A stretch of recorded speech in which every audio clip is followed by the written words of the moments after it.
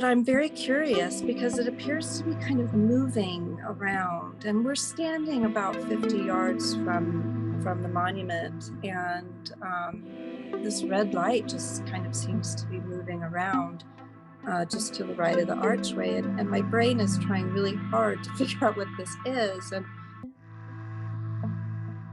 I should also point out he was about as tall as the archway to the monument. If you see a picture of it, it's a big archway. So this being, dark man, was well over 9 feet tall. Welcome to the Spirit Box podcast, where we explore folklore, magic, the world of the spirits, and everything in between. For episode 91, we're joined by Jessica Mitchell, who will recount for us her extraordinary encounter with a dark man on the top of Glastonbury Tor after a nighttime ascent to watch the sunrise.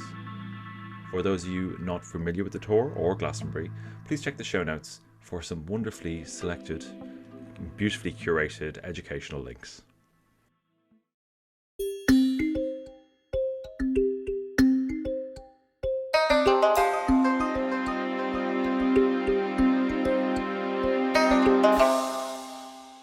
Jessica, you're very welcome to the Spirit Box. Hi, Dara. Thank you. No problem at all. You're very welcome. Can you tell us how this experience occurred, and like what took you to England on the tour, and how did this all unfold? Yes. In 2011, I was invited by a friend of mine to attend a goddess retreat in Glastonbury, England. And this was something that I would not have normally been drawn to attend. However, it did spark my interest, and I agreed to go. So 3 months later, we boarded a plane, first landing in Scotland, where my husband's from, to get acclimated to the time zone. And after being there for a few days, we hopped on a plane and flew to Bristol, England, where we caught a cab and drove the short drive from Bristol to Glastonbury. And I remember getting close to Glastonbury when the cabbie pointed to the Tor way off in the distance, and immediately something awoken in me at the sight of the Tor. Something that had been dormant for years, my whole life, obviously. And just the sight of it, I was immediately drawn and pulled in by it. We spent the next few days touring some sacred sites in the area and doing some ceremony, and we genuinely had a really good time. And we learned that we were going to be there in Glastonbury during a blue moon. And my friend and I, my friend who had invited me on the retreat, suggested that we hike to the top of the Tor and watch the sunrise on that morning. So we talked to some people in the village, and they had told us that it would take about 3 to 3.5 hours to get to the top of the Tor. So that time of year, the sun was rising at about 6:30. And so we, set our alarms the next morning for, 3 o'clock, 3:15, giving us enough time to get up there and make the journey from where we were staying on the high street to the top of the Tor. I remember that morning when we woke up, I felt like we were preparing for something extraordinary. I intuitively knew that something that we were getting ready to do was going to be epic, prolific, and I was anxious and excited, and yeah, we were both really, really excited about the experience. So we made our way out that morning, in the middle of the night, basically, about 3 o'clock in the morning or so, 3:30 at that time, and really didn't have an idea of where we were going. Being the middle of the night, we were only familiar with the village during the daytime, so we really had no idea what we were doing or where we were going. So we were purely using our uh, sense of or lack of sense of direction to find the trailhead. So, but we knew the general area to go to, so we started making our way that direction, and we went up through this residential area, and all of a sudden out pops a badger out of this hedge, and this badger just stares at us. It stops and stares at us. And, you know, being a couple girls from Kansas, we weren't very familiar with badgers. So this was a new experience in and of itself. I remember telling my friend that, you know, this was like badger medicine, having this encounter with this animal. So anyway, we carried on, hopped a couple fences, walked through some sheep fields, and down some old country lanes. And it was becoming very clear that we were completely lost. It was in the middle of the night again and completely dark, other than the full moon. We really had no sense of direction, no light, and we were in a little bit of trouble. So we decided at that point that it would be best to just make our way back to town and try again when the sun comes up and in the daylight.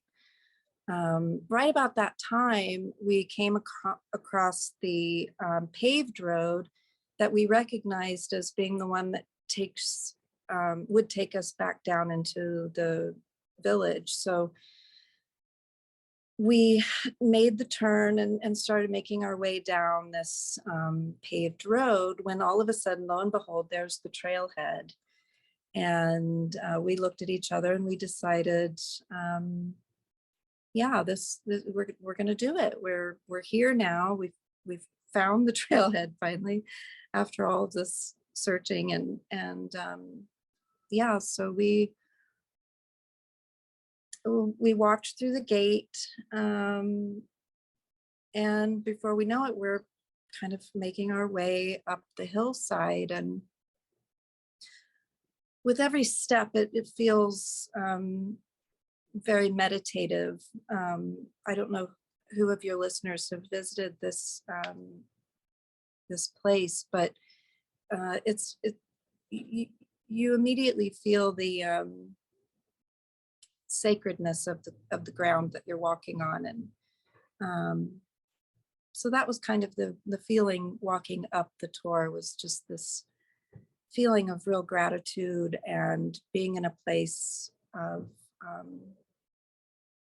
being in a very sacred space.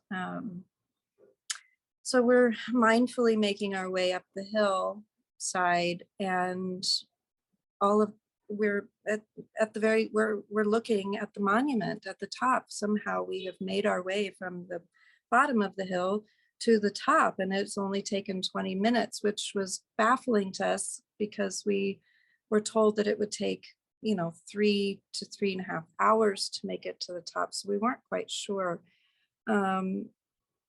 Knowing what we know now, the 3.5 hour time frame was allotted more for if one was to do the labyrinth to the top, which we weren't. We were just going straight up. So it was a surprise when we were all of a sudden at the top and looking at the monument. And by this time, it's probably only 4:30 in the morning.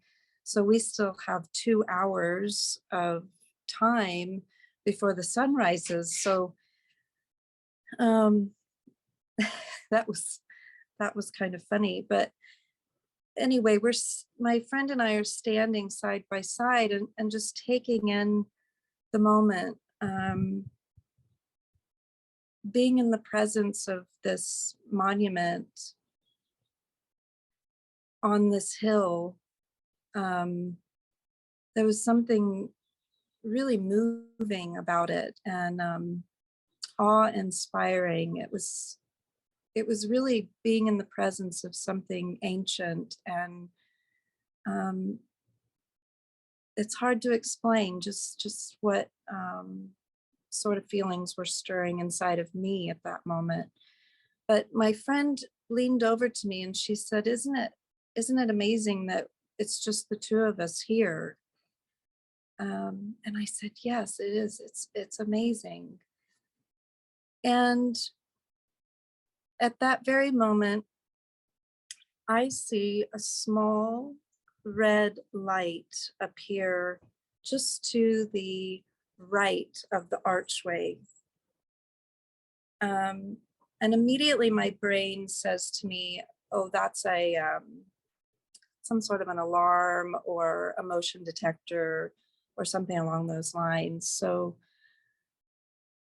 but I'm very curious because it appears to be kind of moving around, and we're standing about 50 yards from the monument, and this red light just kind of seems to be moving around just to the right of the archway. And my brain is trying really hard to figure out what this is. And I asked my friend if she saw it, could see this red light, and she said no. And right at that moment, the light disappeared and it became this black mass. I like to explain that it looked like somebody waving a black trash bag. It was blacker than black, and it was undulating and undulating. It was growing in size, growing in length, and then coming back into being small, and then just in constant motion. And she and I stood there very puzzled by this mass and not really being able to make out what it is. And I tell my friend, I can see it better if I just skew my eyes slightly to the left or to the right. I can make it out a little bit better, but even then, all I'm seeing is this black mass, nothing taking shape. My friend suggests that we move closer to get a better view of what this is. And I tell her I can't move closer. I can't move, as a matter of fact, because I'm now in front of what the only thing I can describe it as is a psychic wall that really does not allow me to move past it. So I say I can't get any closer right now. I'm frozen in this space. However, I'm going to kind of skirt this psychic wall that I'm in front of or behind, and try to get a different angle. So I move another 50 yards or so away from my friend to get a better side angle of this black mass that's trying to manifest. And she stays where she is, which is head on to the monument and the mass itself. I again move over to a different angle, just a short distance away from her. And just as I get to this angle and focus my eyes in on what we're looking at, this object begins to take the form of the profile of a man. And I can see him side on. And like I said, in a profile, he has his back up against the wall of the monument with his leg rested on the wall itself. And he's got his arms folded in front of him. And I am in complete and utter shock at what I'm seeing. And about that time, all of a sudden I feel the energy under my feet begin to move. It feels kind of like ripples under my feet. And I can feel the energy moving from under my feet to this, being drawn in by this being, this black mass, this dark man, as if he is somehow drawing the energy from the ground itself up into his body. He gathers the energy from the bottom up, and it comes up through him, and the energy comes out of his mouth, and he says, "Good morning."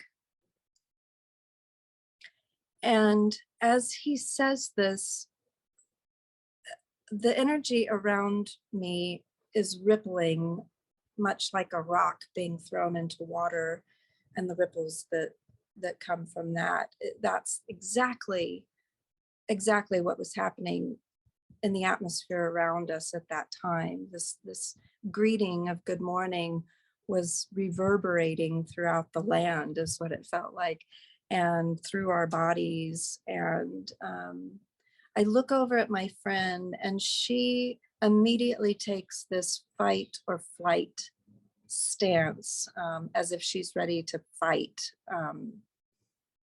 And I start making my way back to her immediately. And as I'm walking back to her, the man comes up off the wall and starts to walk towards us. And my friend says to him, "Oh my God, you scared us to death." To which he did not respond. And he asked us he said, "Do you have a cup of tea?" I was so angry at him because I felt violated. I felt that this man had been a voyeur somehow. My linear brain was trying to make sense of what was happening. Nothing was making any sense to me at the moment.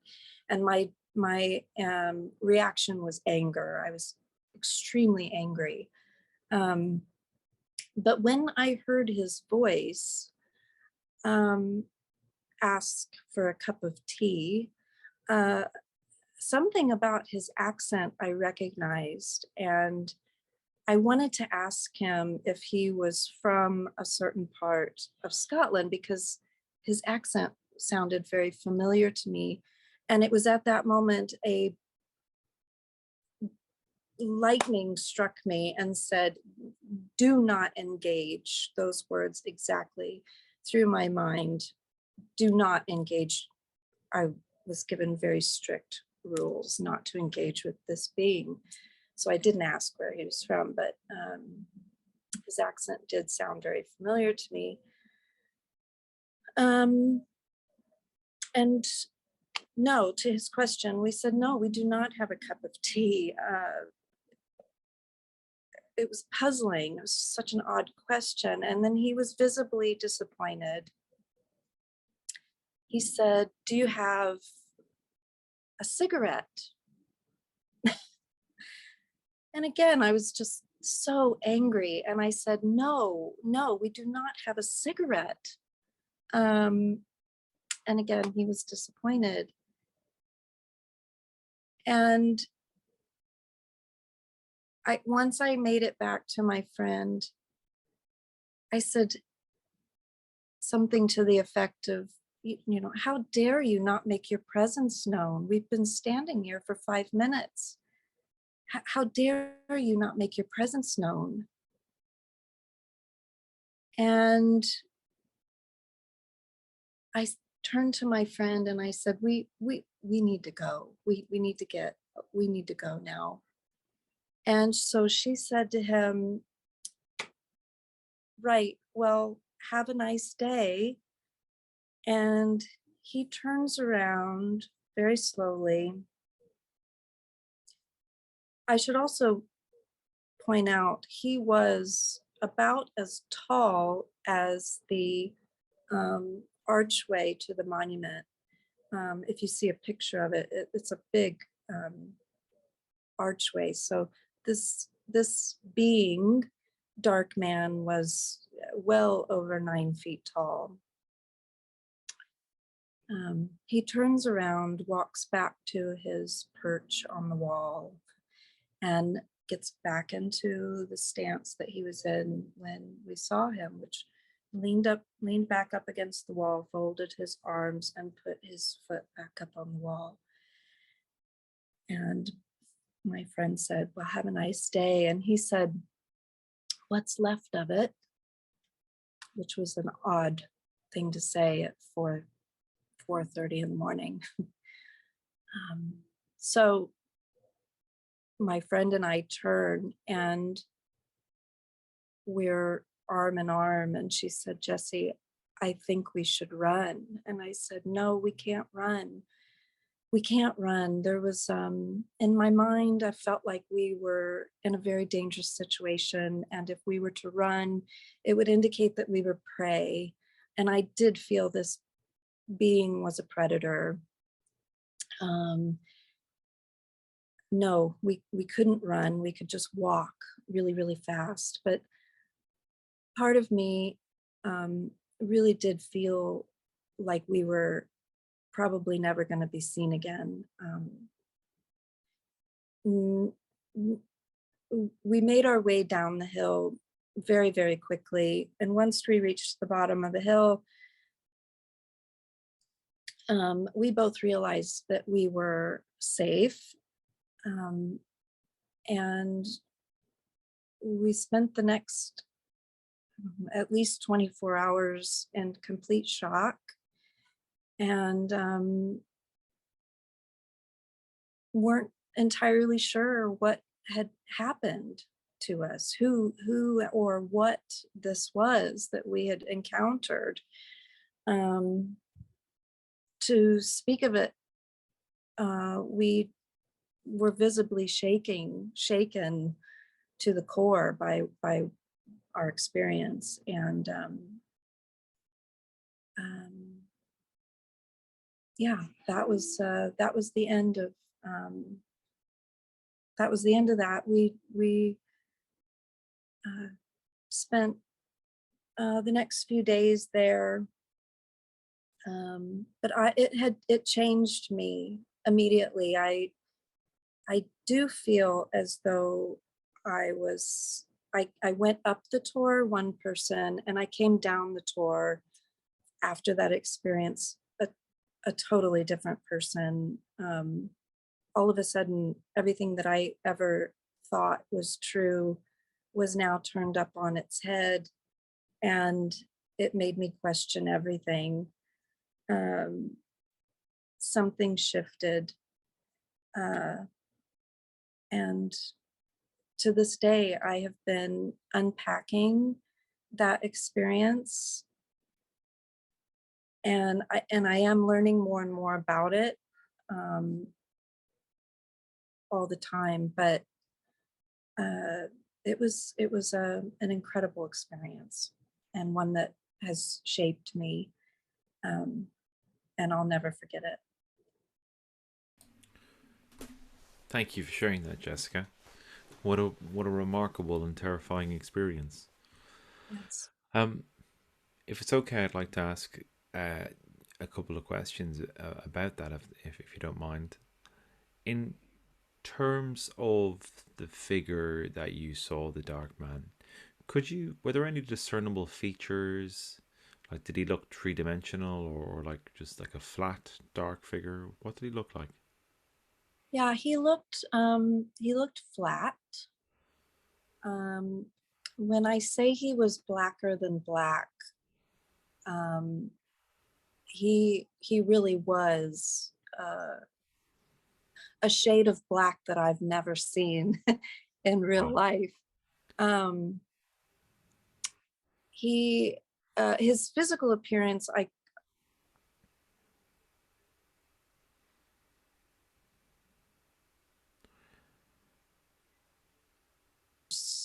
but nothing, just profile. Can I stop When you there, Jessica? Yes. You froze the minute you described his features, um, which is interesting. But if you just go again there, what did he look like? You were just about to describe his face. He sharp features. So really the only time that I saw any features was when I was side on to him and witnessing his profile. And so the features I remember were very sharp, sharp nose. He did have a short cropped hair and kind of a pompadourish type hairstyle, but features, I don't recall any features other than being extremely tall, thin. I say he looked kind of like a motorbike rider. He was just all black, all in black, Right. but no real decipherable features Right. head on. Yeah. And you mentioned that it changed an awful lot for you. Um, can you talk to that a bit?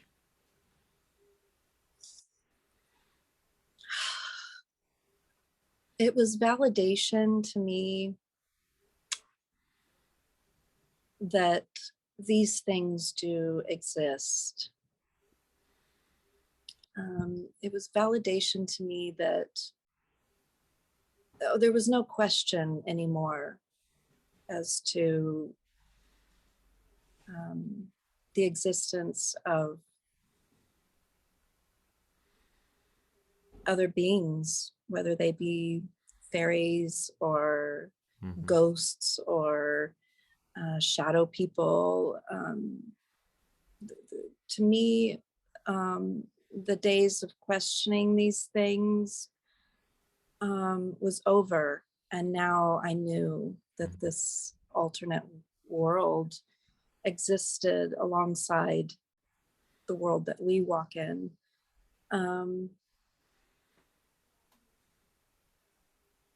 I knew this. I always intuitively knew that these things were real because I'd experienced them growing up. I'd seen things, had experiences, nothing like this, but I always knew intuitively that this was real. But this experience where I actually interacted and exchanged energy with this being, this took it to a whole nother level. Now, you mentioned that you felt it was a predator. Can you describe what that meant? Yeah. Well, we were in a very vulnerable position, being two Midwestern girls in a strange land in the middle of the night. And the reaction that I had to that was anger. But yeah, the predator, he felt like he had been watching us and waiting for us in a way, or waiting for somebody to come up that hill that morning. He just had the air of a predator. He was, hmm, it's hard to put into words. Um, I felt like we were in a very dangerous situation, very dangerous. And the way that my body reacted to that situation was to get really, really angry. And I also knew that, just instinctually, that if we were to run, we would probably be killed. Right. Um, but if we were to show strength, that we might survive.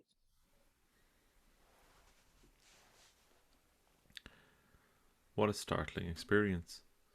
Yeah. Um, when I've spoken to people who've had similar experiences where they've seen something just as you described, and even my own experiences where you've seen something that changes your world, you can't define it. Nothing fits from everything that you've, to up to that point understood as being real and tangible, something that you can hang on to, and that falls apart. It is quite a shocking moment. It's a frightening moment. You become, I kind of say you be, how I've defined it before is you lose your anchor. You become set adrift a bit. And but what I've found with a lot of people, and I wanted to kind of ask you this question, is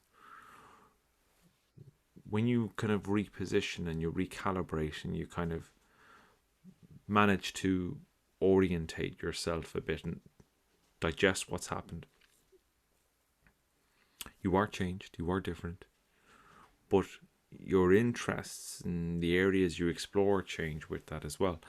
And for me, it's been into magic to some degree, primarily trying to understand what I'm engaging with, what's got an interest in me, and what I have clearly got an interest in. Is that something that's you've explored? Is that something that's happened to you? Yeah. Yeah, absolutely. I feel like this experience,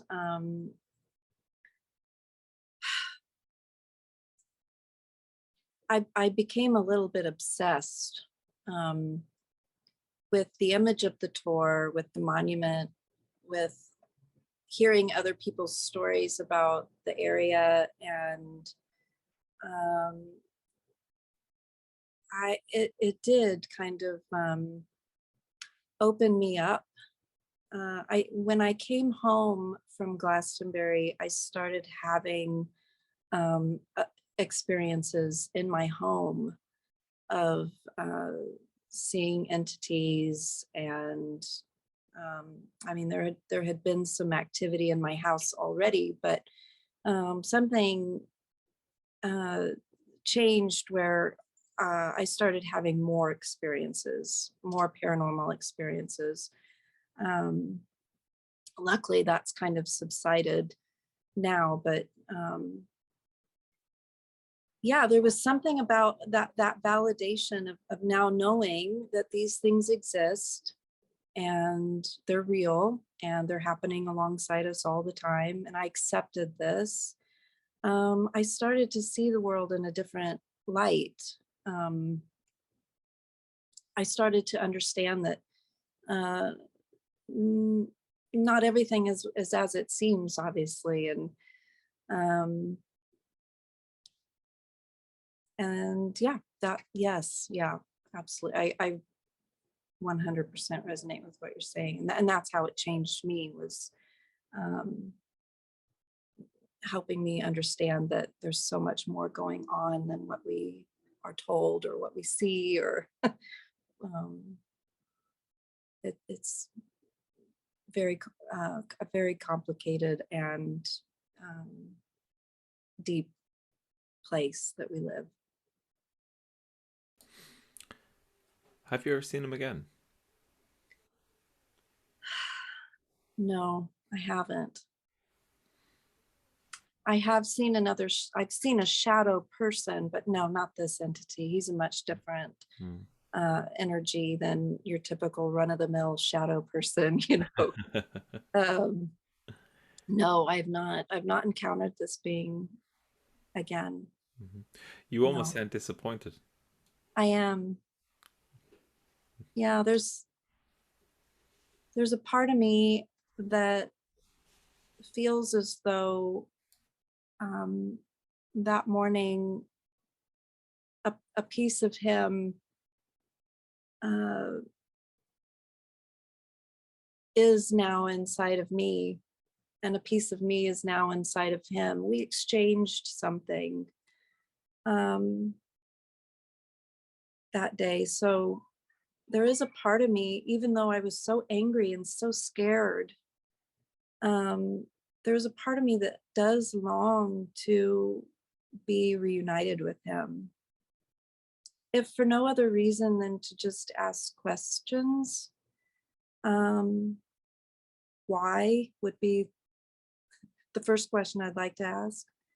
But yeah, there is a part of me that I've gone back to Glastonbury many times, looking for him actually, and never finding him again. But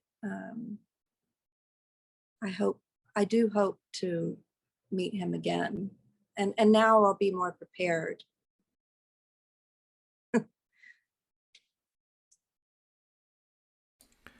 That's such an incredible account. Thank you, Jessica, for sharing that with us. I'm really appreciative of your time and you sharing the story with us. My pleasure. Thank you. Thank you.